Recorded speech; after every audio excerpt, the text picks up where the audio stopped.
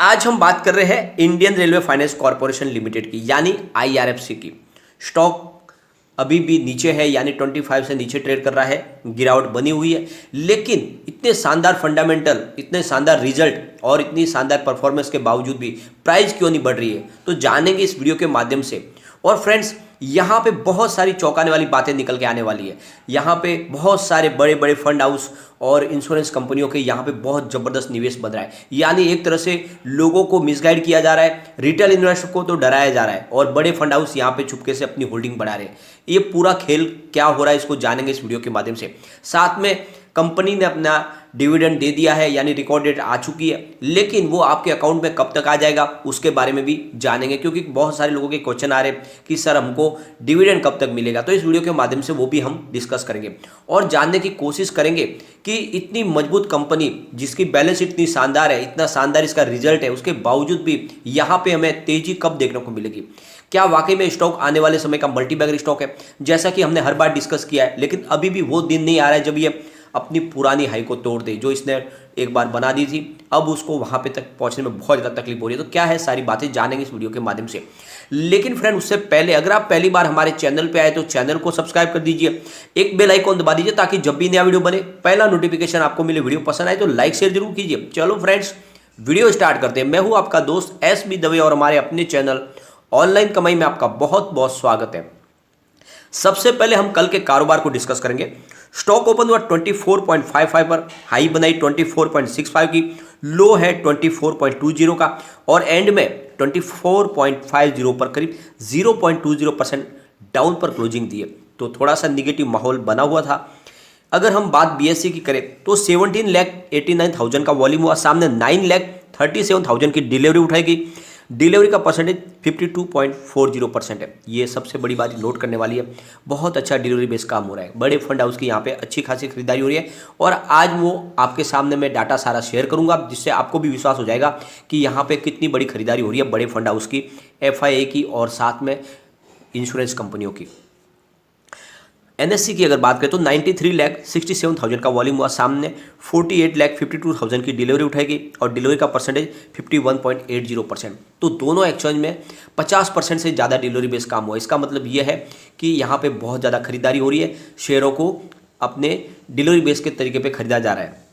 अगर इसके वॉल्यूम को हम एनालिस करें तो पिछले एक महीने पहले इसका 3 करोड़ का वॉल्यूम था, 1 वीक पहले 2 करोड़ का वॉल्यूम हुआ था, गुरुवार को 5 करोड़ का वॉल्यूम था, लेकिन फ्राइडे को वॉल्यूम कम था, 1 करोड़ का ही वॉल्यूम हुआ है।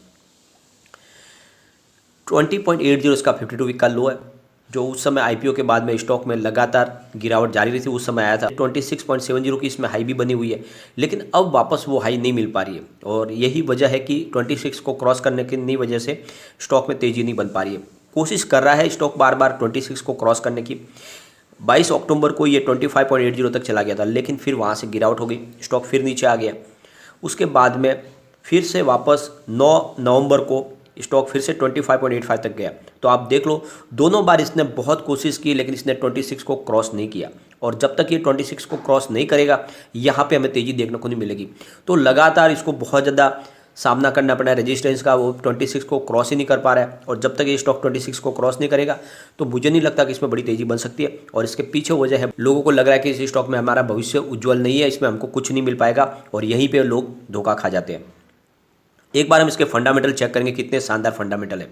अर्निंग पर शेयर यानी इसका EPS 4.23 का है, price to earning P ratio इसका 5.76 है, बुक वैल्यू पर शेयर 29.78 है। यहाँ पे गौर करने वाली बात यही है, स्टॉक अभी भी अपनी बुक वैल्यू से भी नीचे ट्रेड कर रहा है। ये सबसे बड़ी बात है, जिससे आप समझ लो यहाँ पे बढ़ने की बहुत ज़्यादा संभावना है और काफ़ी तेज़ी यहाँ से बन सकती है।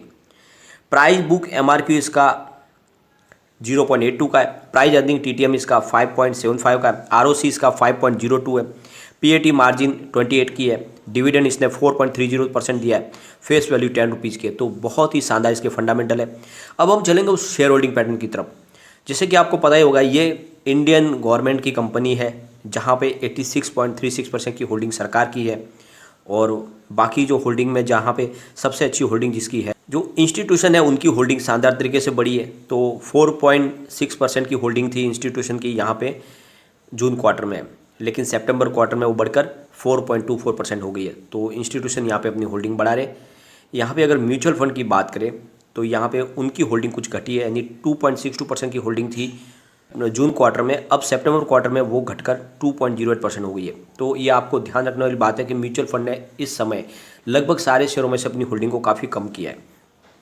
फाइनेंशियल इंस्टीट्यूशन यानी बैंक की अगर बात करें तो 0.7% की होल्डिंग थी, लेकिन अब फिलहाल उनकी कोई होल्डिंग नहीं है। और इंश्योरेंस कंपनियों ने यहाँ पे कमाल कर दिया, यानी LIC की होल्डिंग समझ लो आप यहाँ पे बढ़ चुकी है।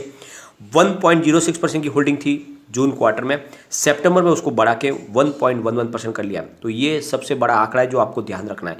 यहाँ पे इंश्योरेंस कंपनियाँ इसमें होल्डिंग बढ़ा रही है, तो आप समझ लो उनको पता है ये स्टॉक आने वाले समय में एक बहुत बड़ा मल्टीबैगर हो सकता है, क्योंकि इसकी प्राइस काफ़ी कम है, IPO प्राइस से भी नीचे मिल रहा है और इसका फ़ायदा उठा रही है इंश्योरेंस कंपनियाँ। अगर हम बात करें फॉरेन पोर्टफोलियो इन्वेस्टर की यानी FII की, तो उन्होंने भी अपनी होल्डिंग को बढ़ाया है। 0.86% की होल्डिंग थी जून क्वार्टर में, सितंबर में उसको बढ़ा के 1.06% कर लिया। तो ये आंकड़ा आपको ध्यान रखना है। FII ऐसे स्टॉक में ही निवेश करते हैं जहाँ पे उनको बहुत अच्छा रिटर्न मिले कम समय के अंदर, और उनके रडार पे आ चुका है IRFC। ये समझ लो ये स्टॉक के बहुत जल्द तेज़ी से बढ़ने की संभावना अब बन चुकी है, क्योंकि इंश्योरेंस कंपनियों की यहाँ पे होल्डिंग बढ़ी है, FII की होल्डिंग बढ़ी है। अगर हम नॉन इंस्टीट्यूशन की अगर बात करें तो 9.03% की होल्डिंग थी, अब वो भी बढ़कर 9.4% हो चुकी है। अगर हम इंडिविजुअल कॉर्पोरेट बॉडीज़ की बात करें तो 0.28% की होल्डिंग थी, फिलहाल बढ़कर वो भी 0.35% हो गई है। वो शेयर होल्डर जिनकी प्राइस करीब 1 लाख रुपीज़ के आसपास है और उन्होंने पहले अपनी होल्डिंग 6.74% की थी, उसको भी बढ़ा के अब 6.99% कर ली है। ऐसे शेयर होल्डर जिनकी अमाउंट 1 लाख रुपीज़ से ऊपर है इंडिविजुअल, तो उन्होंने भी अपनी होल्डिंग को बढ़ाया है। 1.18% थी, अब उसको बढ़ा के 1.45% कर ली है। और दूसरी तरफ यहाँ पे जो क्लियरिंग मेंबर है उनकी होल्डिंग 0.22% थी, वहाँ पे कुछ घटी है, यानी 0.09% हो गई है। और नॉन रेसिडेंस इंडियन जिसको हम NRI कहते हैं, उनकी होल्डिंग भी यहाँ पे बढ़ी है। 0.17% थी, अब बढ़कर वो 0.19% हो गई है। और ट्रस्टीज की होल्डिंग वहाँ पे सेम है 0.3% की। और हिंदू अनडिवाइड फैमिली की अगर बात करें तो 0.26% की होल्डिंग थी, अब बढ़कर वो 0.29% हो गई है। अदर की होल्डिंग यहाँ पे 0.16% है। तो इस तरह से आप देख लो कि होल्डिंग जो है यहाँ पे आंकड़े काफ़ी अच्छे निकल कर आए। शेयर होल्डिंग पैटर्न से दो बात साबित हो गई है। तो यहाँ पे FI अपनी होल्डिंग बढ़ा रहे, इंश्योरेंस कंपनी अपनी होल्डिंग बढ़ा रहे, तो इससे एक बात समझ में आ रही है कि स्टॉक बहुत जल्द रॉकेट बन सकता है, आपके निवेश को कई गुना बढ़ा सकता है। और जो बातें कही जाती है कि यहाँ पे सबकी होल्डिंग घट रही है, ये बिल्कुल बात यहाँ पे गलत साबित हो रही है। ये सितंबर के डाटा है। अब अगर हम बात करें डिविडेंड की, तो कंपनी ने बहुत ही शानदार डिविडेंड दिया है। कंपनी ने करीब 7.7% का डिविडेंड दिया, यानी आपको पर शेयर करीब 77 पैसे का डिविडेंड मिलेगा। और इसकी अनाउंसमेंट डेट थी 20/10 की थी और इसकी इफेक्टिव डेट 10/11, इफेक्टिव डेट जो थी वो 10/11 थी। और फ्रेंड्स इसकी जो रिकॉर्ड डेट थी, रिकॉर्ड डेट 11 नवंबर थी, जो निकल चुकी है। तो ये रिकॉर्ड डेट निकलने का मतलब ये हो गया कि वहाँ से अब आपको डिविडेंड आपके अकाउंट में आने की शुरुआत हो जाएगी। लेकिन एक बात का और ध्यान रखें, तुरंत रिकॉर्ड डेट के बाद आपको डिविडेंड नहीं मिलेगा, उसके लिए थोड़ा समय लगता है। तो ये समय कम से कम 1 से 1.5 महीने का हो सकता है, यानी कंपनी शुरुआत कर देगी आपको डिविडेंड देने की, लेकिन आपको मिलते मिलते हो सकता है कि करीब 45 डेज तक लग जाए। तो उसमें आपको चिंता की कोई बात नहीं है, आप उसके लिए एलिजिबल है तो आपको इंटरिम डिविडेंड जरूर मिलेगा। आपको इसमें कोई घबराने की बात नहीं है, थोड़ा सा वेट करें, अभी शुरुआत हुई है। और अब ये जो स्टॉक की हम बात करें तो स्टॉक को लेकर रेटिंग एजेंसियाँ और एनालिस्ट की 100% बाय की कॉल है, यानी सबकी तरफ से कहा जा रहा है कि आप इस स्टॉक को खरीदें। यह बहुत ही अच्छा स्टॉक है, आने वाले समय में आपको ये मालामाल करेगा। अगर हम इसके फाइनेंशियल ट्रेंड को भी चेक करें तो रिजल्ट बहुत ही बेहतरीन है, इनके आंकड़े बहुत ही अच्छे हैं। 2018 में 9.27 थाउजेंड करोड़ रुपीज़ का इनको रेवेन्यू मिला था और इनका प्रॉफिट हुआ था 2.05 थाउजेंड करोड़ रुपीज़ का। 2019 में 11.13 थाउजेंड करोड़ रुपीज़ का इनको रेवेन्यू मिला था और इनका प्रॉफिट हुआ था 2.25 थाउजेंड करोड़ रुपीज़ का। 2020 की बात करें तो 13.42 थाउजेंड करोड़ रुपीज़ का इनको रेवेन्यू मिला और इनका प्रॉफिट बढ़कर 3.19 थाउजेंड करोड़ रुपीज़ हो गया। 2021 आते आते प्रॉफिट और रेवेन्यू दोनों शानदार बढ़े, 15.77 थाउजेंड करोड़ रुपीज़ का रेवेन्यू मिला और प्रॉफिट 4.42 थाउजेंड करोड़ रुपीज़ का हो गया। तो 2018 से 2021 के बीच में इनका प्रॉफिट दुगुना हो चुका है, रेवेन्यू भी ऑलमोस्ट दुगुना हो गया। तो आप ये समझ लो बहुत ही शानदार इसका प्रदर्शन जारी है। आप एक बात का इसमें ध्यान रख लो, यहाँ पे जो है बड़े बड़े इन्वेस्टर का इन्वेस्टमेंट बढ़ रहा है और साथ में कंपनी की प्रदर्शन बहुत अच्छी है। कंपनी रेलवे को फाइनेंस करती है जहाँ पे एनपीए बनने की कोई संभावना नहीं। तो ऐसे स्टॉक में आप आंख बंद करके निवेश कर ले, और इस समय तो बिल्कुल कौड़ियों के भाव में मिल रहे शेयर, तो बिल्कुल इसका मौके का फायदा उठाए। आने वाले समय में आपको डेफिनेटली अच्छा रिटर्न देंगे।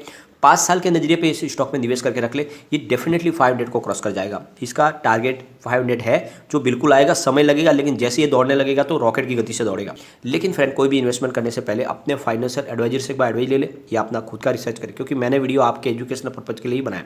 वीडियो पसंद आए तो लाइक शेयर जरूर कीजिए और चैनल को सब्सक्राइब कर दीजिए। Thank you friend.